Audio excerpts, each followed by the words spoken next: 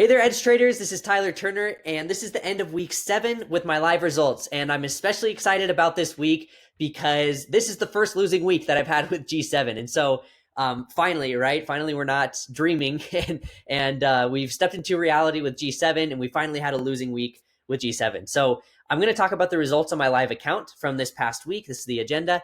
Then I'm going to talk about expectations because obviously with the first losing week, you need to have the right expectations of what to expect going forward because there are going to be plenty of more losing weeks, days, weeks, and possibly even months, right, going forward. So you need to have the right expectations with G7 in order to be successful with G7. And then finally, I'm going to talk about the results on the demo tests that I've been testing that you guys have been following. So let's go ahead and dive into it. So here is the last week of my results. So you can see here that we started on May 3rd. So at the end of last week, I was at 44.82%.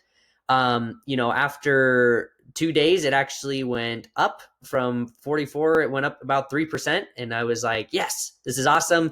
Going to be an awesome week. And then we had a couple of bad days, right? So you can see here went from 47 all the way down to 33 and then ended up here at about 37%. So I'm currently sitting at 37% overall after the 7 weeks. And that's kind of how the week went this last week, which is obviously not atypical at all.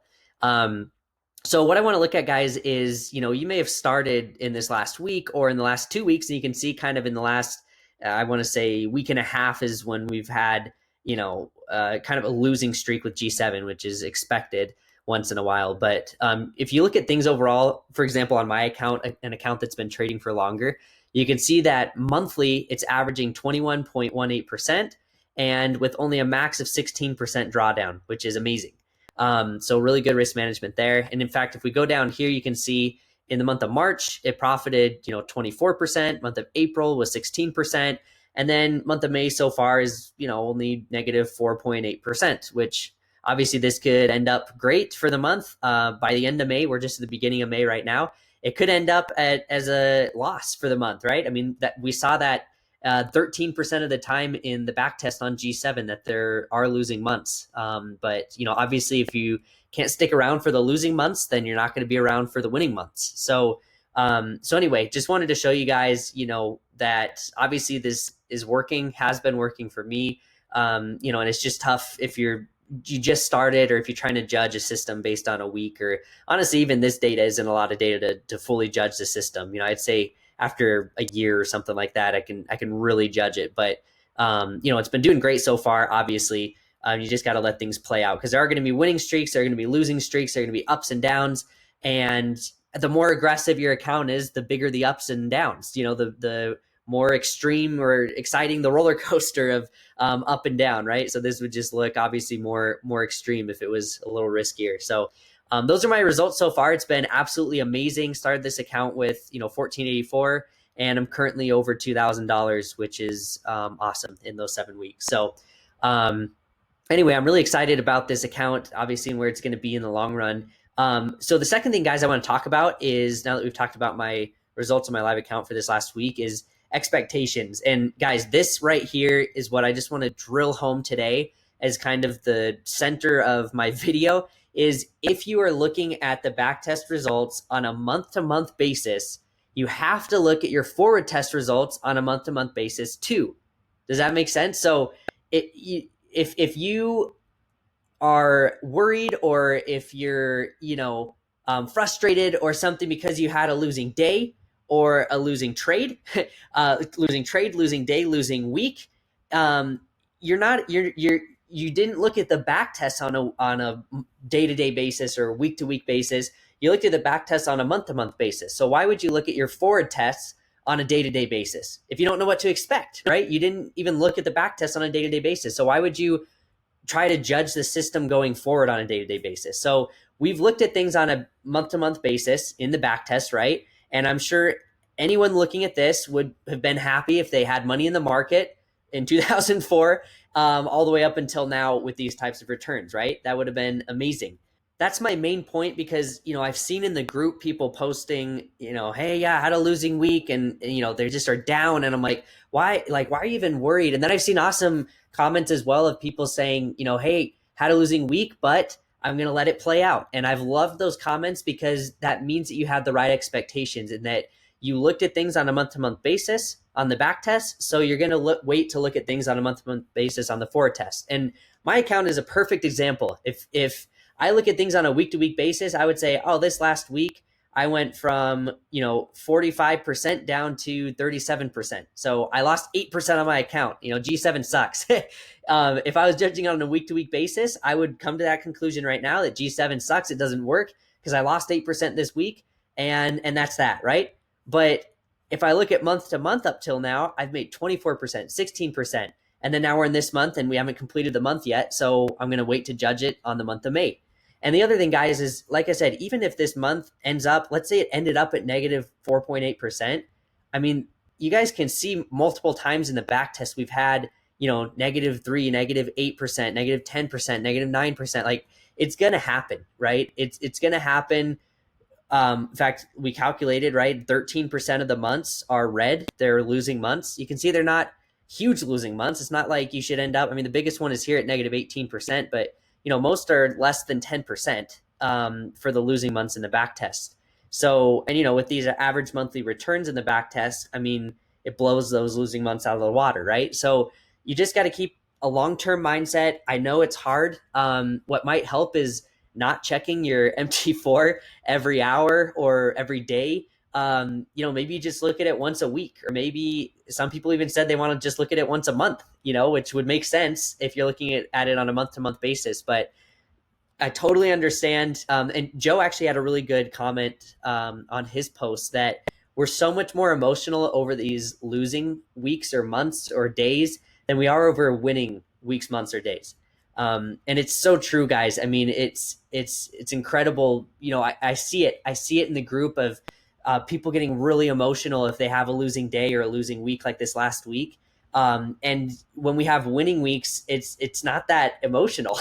Like I don't see as many posts of people trying to complain or, anything like that. And so you just got to keep your emotions intact during these losing months or weeks or days to be able to benefit from the winning months, weeks or days. So, and obviously had I quit, like I said, like right here, had I looked at this, started here and, lost right here, I lost like 9%. Had I quit there, look at all this profit that I would have missed out on, I mean, you just got to keep a long-term mindset. So anyway, that's what I wanted to drill home was if you're looking at the back test results on a month-to-month basis, and you haven't seen how it performs daily, weekly, then why would you look at your forward test results on a daily or weekly basis? You got to look at it on the same month-to-month basis to be able to judge, how the system's doing. And even at that, like I said, you got to give it time because you could happen to start on one of these losing months, or you could happen to start on, there's a lot of months that are, for example, here, 1% or 3%, that aren't, or 4% that aren't these big, 35% or 46% or 66% months. Hopefully you start on one of those months and are excited about the product.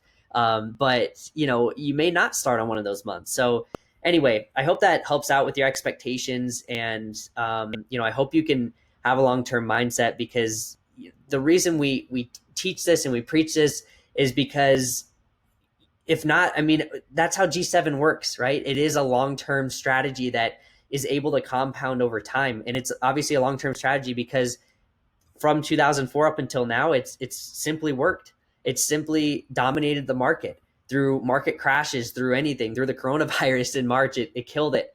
When that news came out and all that stuff. So anyway, guys, the reason we preach is because we know that long-term, this could be an amazing thing for people. But it's just going to take being able to get through those losing days, weeks, and possibly even months, right? To benefit from the winning days, weeks, and months. So, all right, guys, so that's that. I'll go ahead and move on now to the last part, which is the results so far. So this is week 2, the end of 2 weeks testing with these 5 different demo accounts here. So I'll start with 0.01 per $1,000. So you can see, after week 1, it was at like 4% or something. And then this last week, it ended up at 1%. So in 2 weeks, this account it's just the default settings, 0.01 per 1,000. This is what it's done on the account. the 0.01 per 500, you can see, look at the difference here. You can see right there, it's just a lot more of a roller coaster, right? This one would just be like, wee. And this one here would be like, wee, right? So obviously it's just a little more of a roller coaster if you're going to do riskier, like 0.01 per 500 as opposed to 0.01 per 1,000. So that's that. There's potential for more profit, but also potential for bigger losses and more swings. So that's how this account has been doing as well.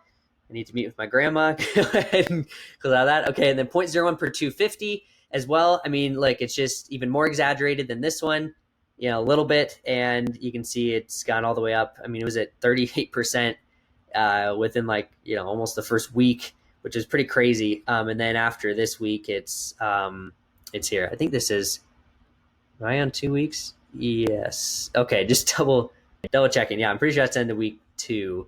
If not, then I'm sorry, maybe 3 weeks. But anyway, so that's that. That's how that account is doing. And then here's the 2% risk per trade.